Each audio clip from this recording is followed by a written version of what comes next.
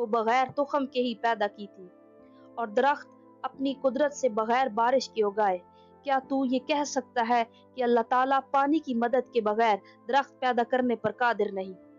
یوسف نے کہا، میں یہ تو نہیں کہتا، بے شک میں اس کا قائل ہوں کہ اللہ ہر شے پر قادر ہے، جسے کن فرمائے وہ ہو جاتی ہے۔ حضرت مریم نے کہا، کیا تجھے معلوم نہیں کہ اللہ تعالیٰ نے حضرت آدم اور ان کی بیوی کو بغیر ماں باپ کے پیدا کیا؟ حضرت مریم کے اس کلام سے یوسف کا شبہ رفع ہو گیا اور حضرت مریم حمل کے سبب ضعیف ہو گئی، اس لیے وہ خدمت مسجد میں ان کی نباہت کا انجام دینے لگا۔ اللہ تعالیٰ نے حضرت مریم کو الہام کیا کہ وہ اپنی قوم سے علیحدہ ہو جائیں، اس لیے وہ بیت الحلم میں چلی گئی۔ پیدائش کے وقت حضرت مریم علیہ السلام ایک وادی میں گئیں اور ایک کھجور کی جڑ کے پاس آئیں، جس کا درخت جنگل میں خشک ہو گیا تھا۔ یہ وقت تیز سردی کا تھا۔ آپ اس درخت کی جڑ میں آئیں تاکہ اس سے ٹیک